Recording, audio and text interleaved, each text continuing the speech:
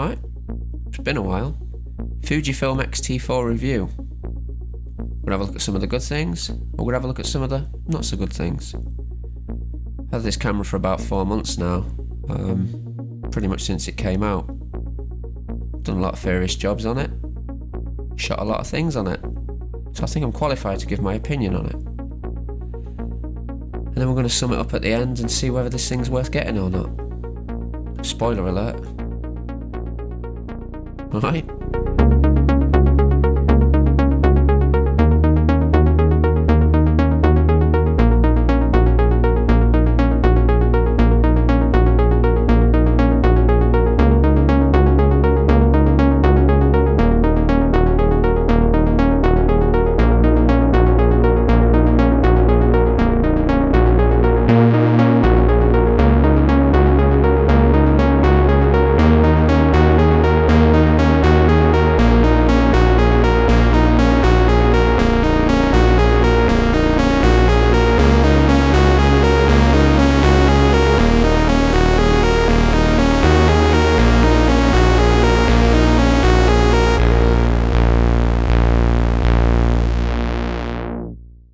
So I know what you're thinking.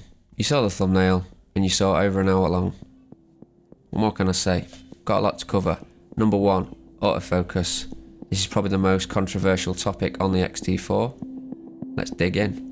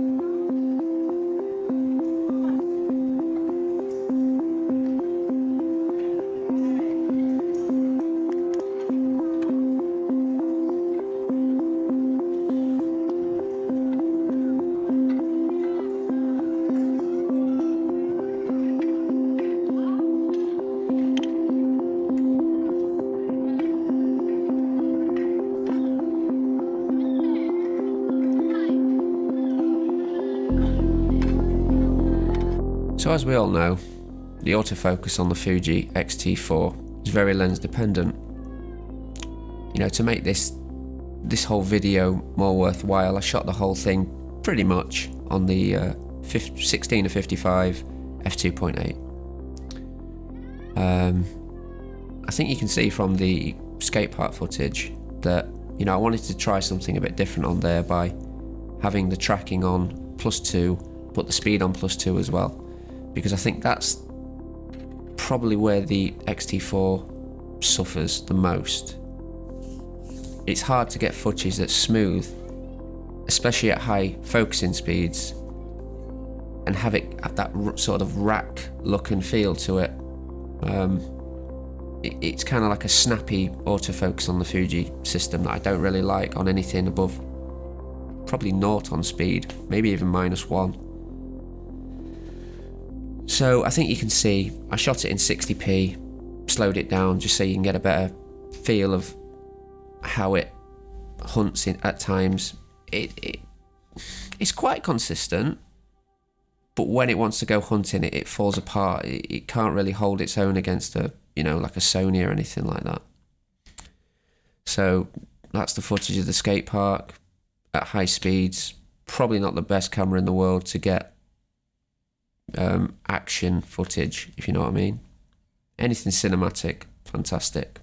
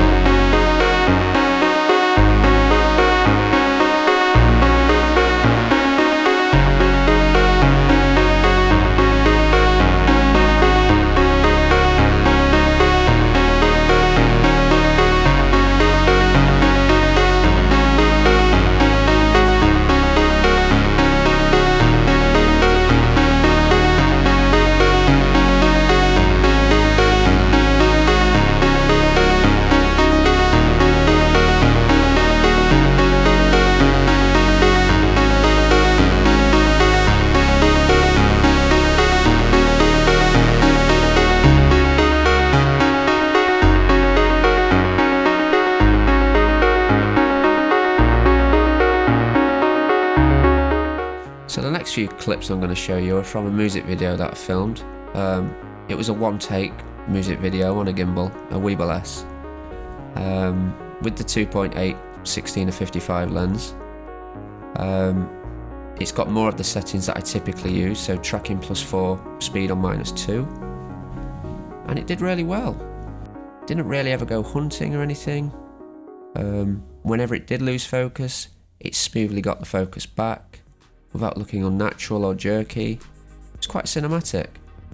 So I was really happy with that music video. So just have a look, see what you think.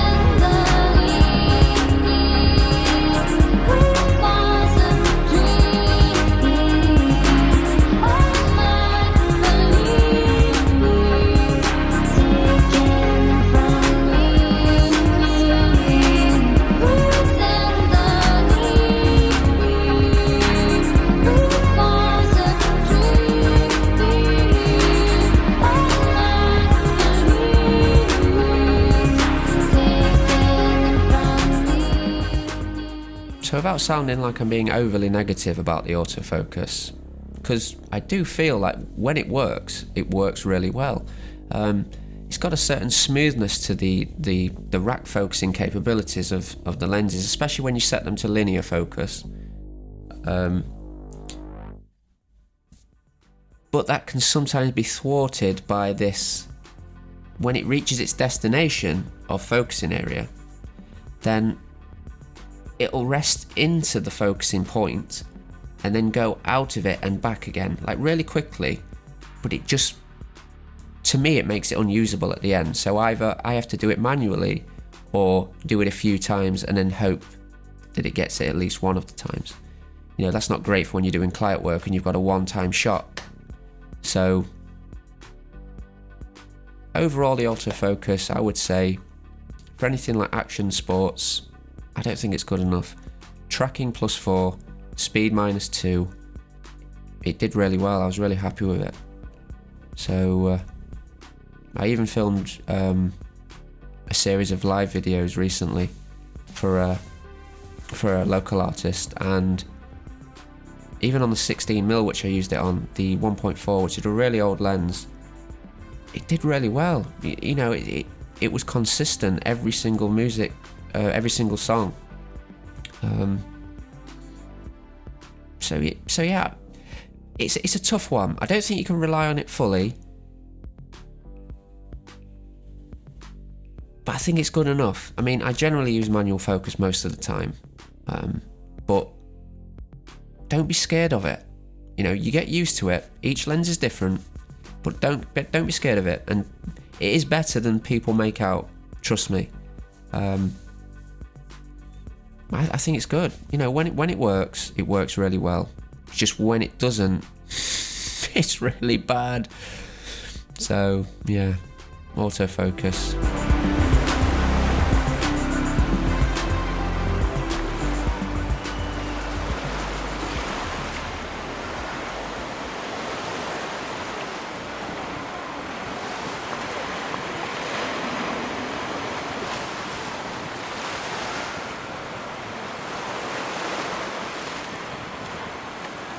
Right, so let's have a look at some IBIS. We're on the latest firmware, version 1.03, I think.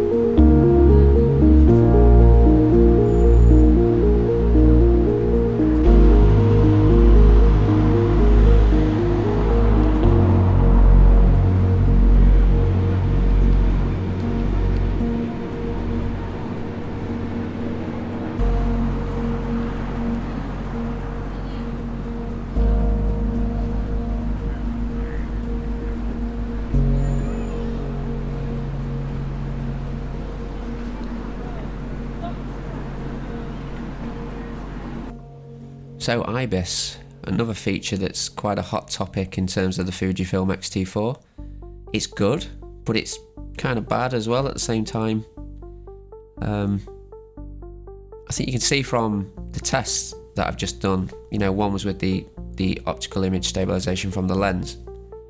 I don't feel like it's any better than just standard IBIS with the 16-55 lens. This is the latest firmware that I've used. From an old video, you can see that the IBIS has changed. I don't think it's any better. A lot of people will say it's better, but to me, before, when you used to move the camera, it used to jerk quite hard when it was trying to catch up. The sensor, I mean. And now, it's a different type of jerky motion, and to me, it's more unusable. It's the kind of little jerks like that, and you'll see in a minute when I show you a clip at the end of this video before the next segment, that when it kind of gets into like a momentum of these little jerks, and it's not great. It really isn't at times, but when it works, it works really well. I would recommend to use it on a gimbal because I don't know, it does smooth out the little micro jitters, especially on the Weeble S. For stationary handheld shots, instead of using a tripod, if you haven't got a tripod, or if you want that little bit of motion from a stationary shot, the IBIS is great. It's one of the best as far as I'm concerned.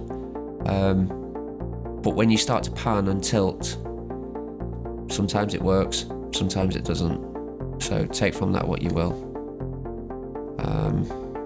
IBIS, it's alright.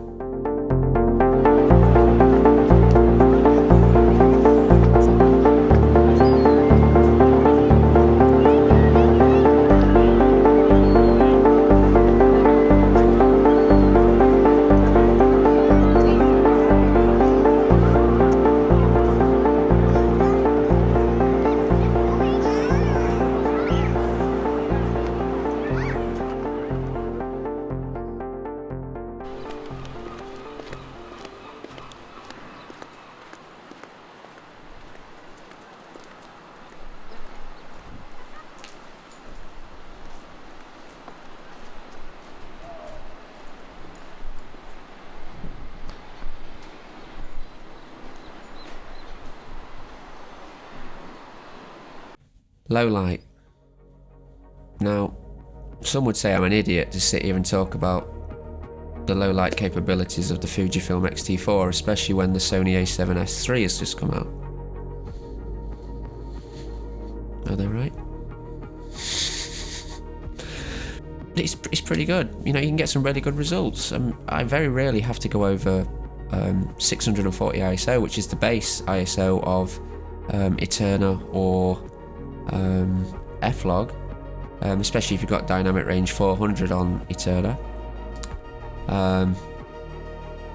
You get some good results. I combine it with the Tiffin Black Pro Mist 1/4 thingy majiggy, and it blooms the highlights, keeps the blacks decent contrast. It works well. I did a video not long ago featuring construction machines at night time. Gives that kind of 80s sort of sci-fi vibe to the footage. I use it on pretty much everything, that filter now. It's fantastic.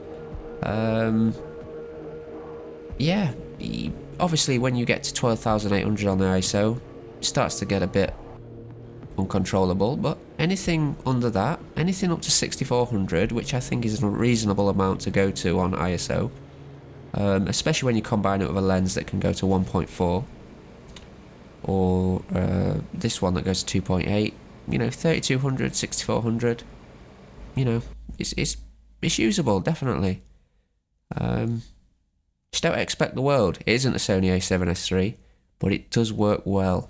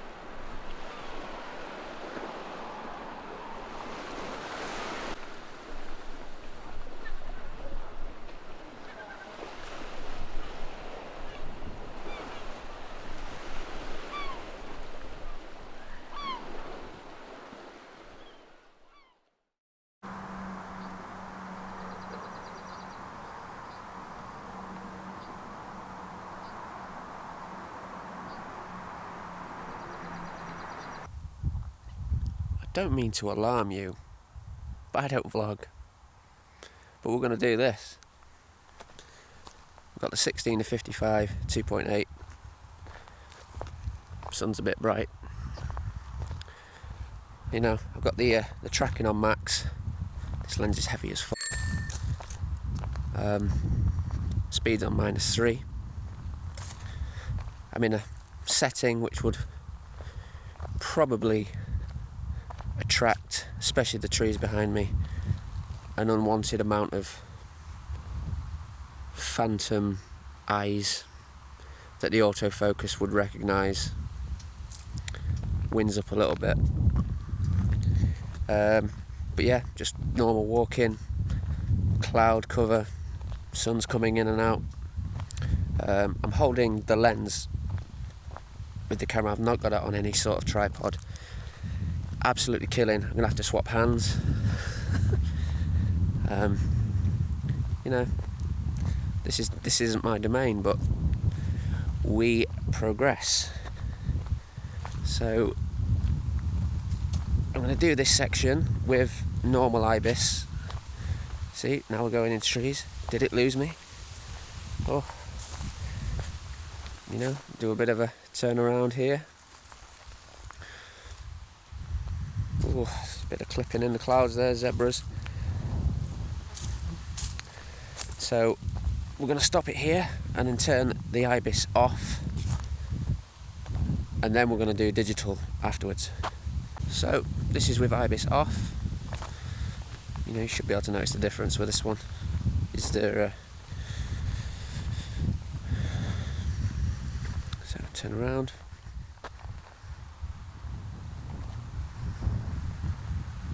Again, is it losing me? You know, the eye detect box is there. I find that this lens is pretty good for this sort of thing. I think it's probably the best lens, full stop.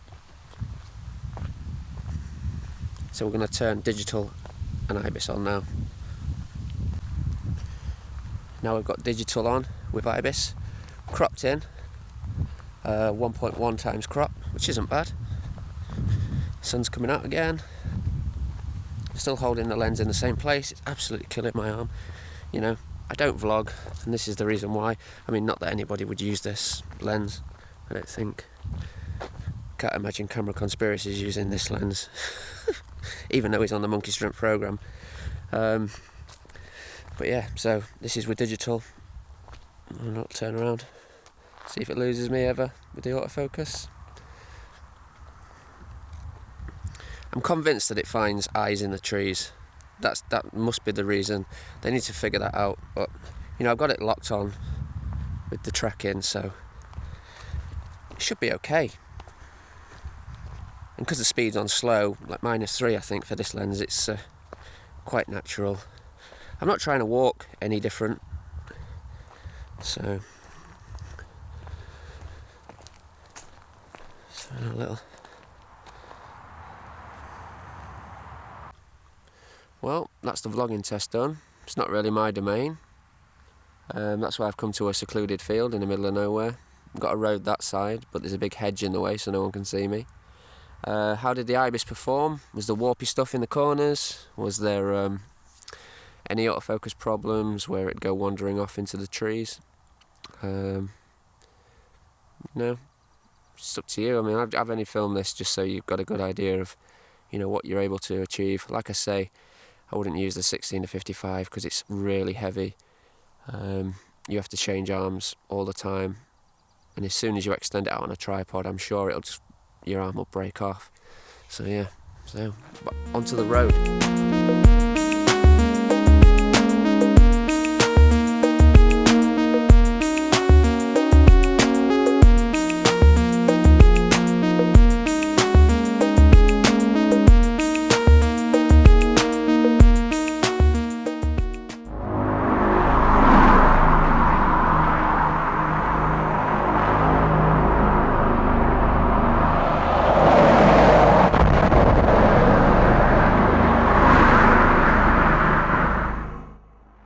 Slow motion, probably one of the standout features on the X-T4. especially when it came out. 240 frames a second.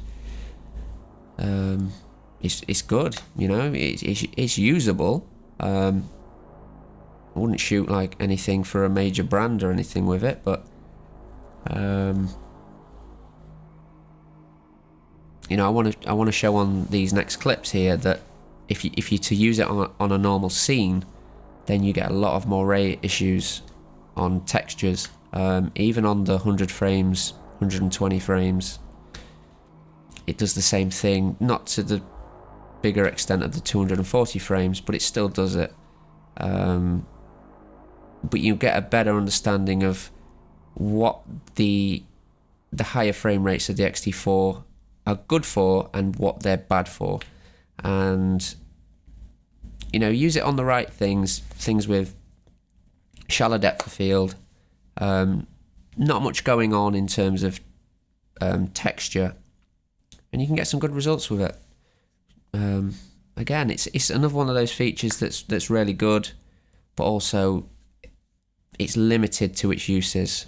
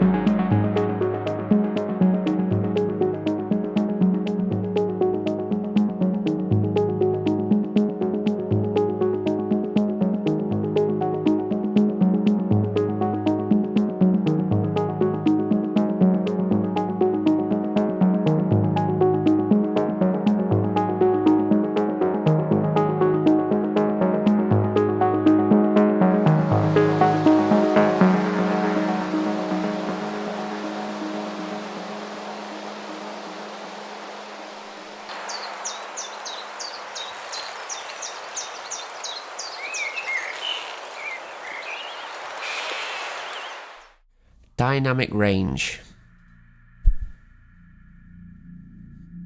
Obviously not picked the best scene to be demonstrating the dynamic range of the X-T4.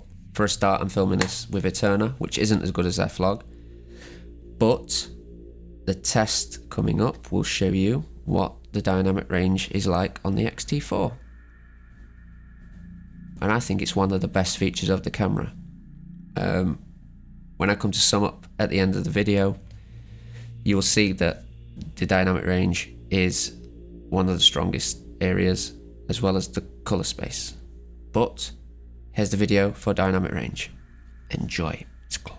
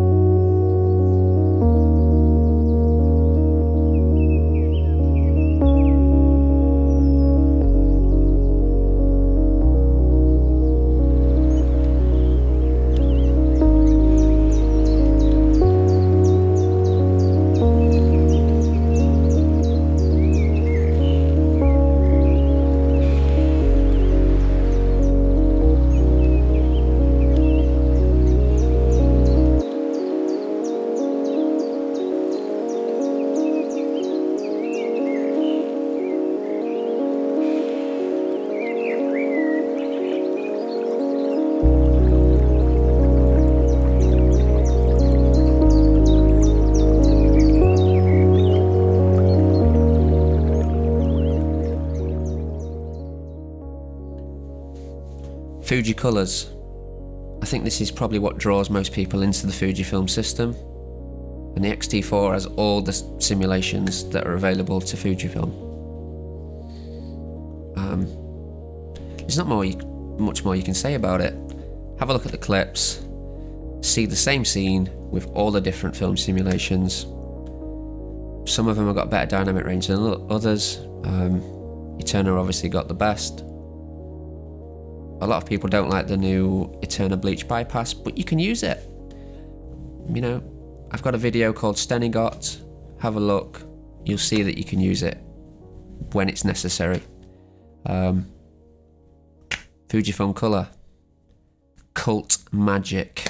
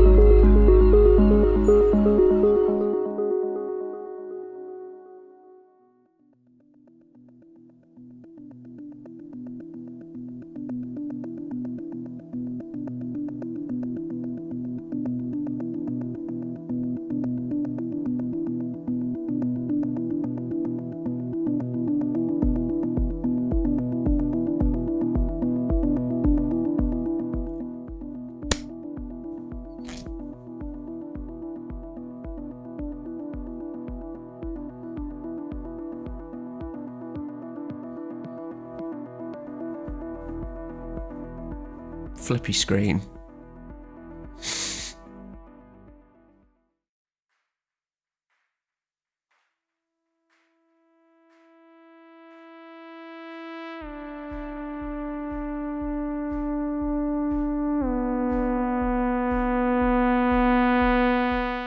Photography.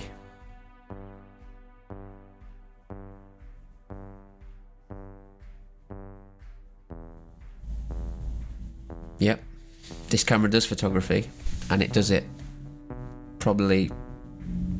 I don't think there's a camera out there that can do photography and video as good as the Fujifilm X-T4. This is the strongest part of the Fujifilm system as far as I'm concerned. 26 megapixels, some of the best colours that you'll see, especially classic negative, combined with this filter again. Anyway, have a look at some of the pictures I've been taking since I've had the camera for the past 4 to 5 months. Really happy with the results. You know, my background is more of a photographer, so I think it's only right that I show you some pictures. So, photography, Fujifilm, good.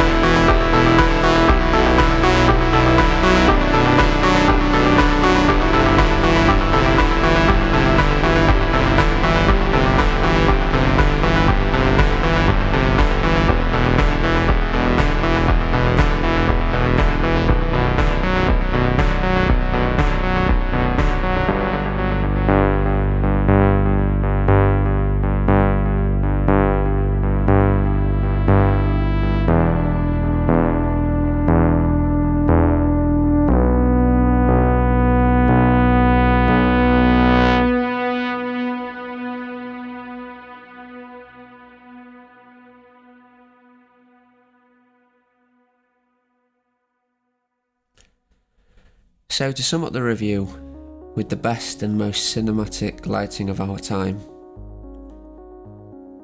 is it worth buying? And I think the answer is just yes. It's a great camera. It's got its issues, autofocus, some IBIS issues. You know, I would say don't buy it for sports video work.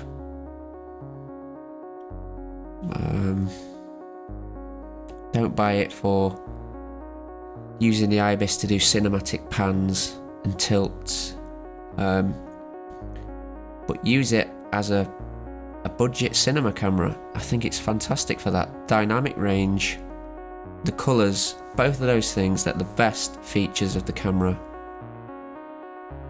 Just take it above most cameras that are out there, especially for the price. You know, the lenses, that's where it could change. If they can start to produce lenses that work better with the autofocus system, then it'll be more consistent for people, and yeah, it'll take this camera to the next level. Whether that can be achieved with this model, that's yet to be seen. But as far as I'm concerned, to have a video and picture camera that can do what this can do, there's not much out there that can touch it. Fujifilm XT4. Alright.